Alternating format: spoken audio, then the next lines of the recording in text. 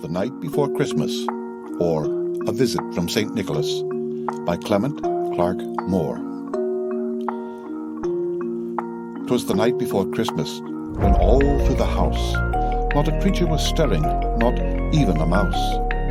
The stockings were hung by the chimney with care, in hopes that St. Nicholas soon would be there. It looks like you lost another The one. children were nestled all snug in their beds, while visions of sugar plums danced in their heads, and Mamma in her kerchief and I in my cap had just settled down for a long winter's nap. When out on the lawn there arose such a clatter, I sprang from the bed to see what was the matter. Away to the window I flew like a flash, tore open the shutters and threw up the sash. The moon on the breast of the new fallen snow gave the luster of midday to objects below, when what to my wondering eye should appear but a miniature sleigh and 8 tiny reindeer.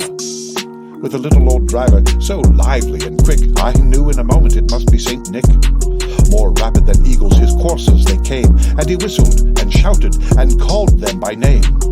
Now Dasher, now Dancer, now Prancer and Vixen, on Comet, on Cupid, on Donder and Blitzen, to the top of the porch, to the top of the wall, now dash away, dash away, dash away all.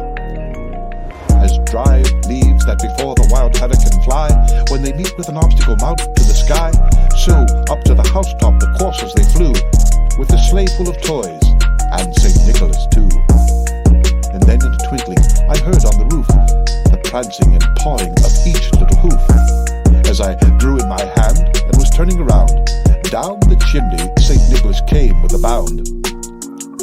He was dressed all in fur from his head to his foot, and his clothes were all tarnished with ashes and soot. A bundle of toys he had flung on his back, and he looked like a peddler just opening his pack. His eyes, how they twinkled, his dimples, how merry. His cheeks were like roses, his nose like a cherry. His droll little mouth was drawn up like a bow, and the beard of his chin was as white as the snow. The stump of a pipe he held tight in his teeth, and the smoke it encircled his head like a wreath. He had a broad face and a little round belly that shook when he laughed like a bowl full of jelly. He was chubby and plump, a right jolly old elf, and I laughed when I saw him in spite of myself. A wink of his eye and a twist of his head soon gave me to know I had nothing to dread. He spoke not a word but went straight to his work, and filled all the stockings, then turned with a jerk, and laying his finger aside of his nose, and giving a nod, up the chimney he rose. He sprang to his sleigh, to his team gave a whistle, and away they all flew like the down of a thistle. But I heard him exclaim, ere he drove out of sight, "Happy Christmas to all, and to all a good night."